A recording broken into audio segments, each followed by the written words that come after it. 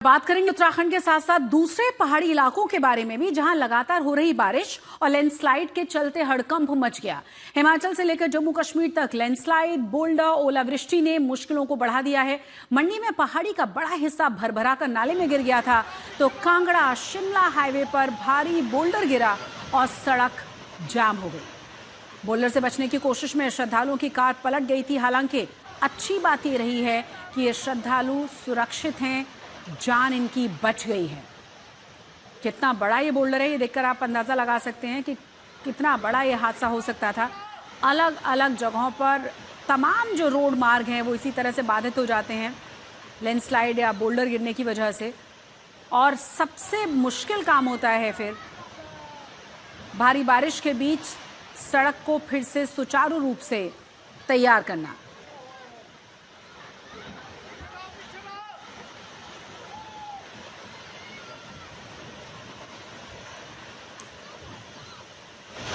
तो लगातार हो रही बारिश और उसके साथ ही ओलावृष्टि, कई जगहों पर लैंडस्लाइड की खबर है। बोल्डर गिरने की तस्वीर हम आपको दिखा रहे हैं। खासतौर से पहाड़ी इलाकों में बारिश के मौसम में और ज्यादा आफत को बढ़ा देते हैं।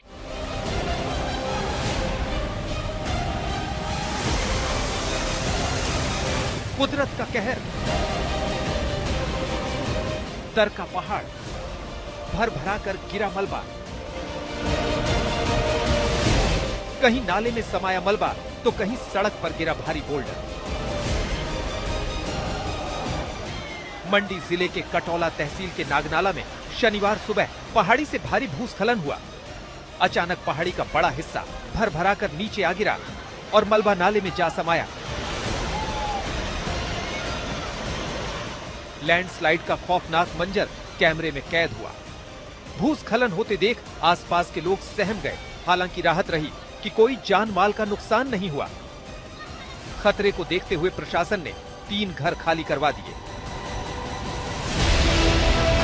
उधर कांगड़ा शिमला नेशनल हाईवे 503 पर बाथू ब्रिज के पास पहाड़ी से भारी बोल्डर सड़क पर आ गिरा, जिससे एक तरफ की 2 लेन पर यातायात प्रभावित हुआ।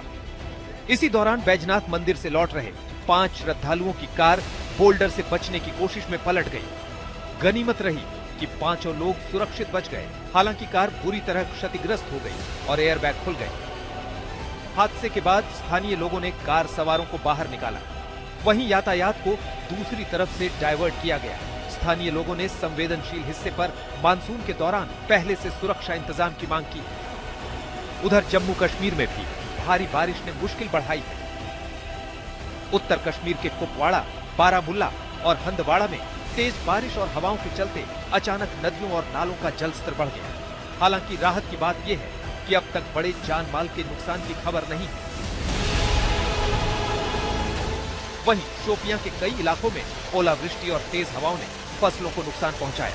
सेब के बागानों समेत खेतों में खड़ी फसलें प्रभावित हुई हैं। हिमाचल से लेकर कश्मीर तक बारिश, लैंडस्लाइड और ओलावृष्टि ने मौसम का मिजाज बिगाड़ दिया है।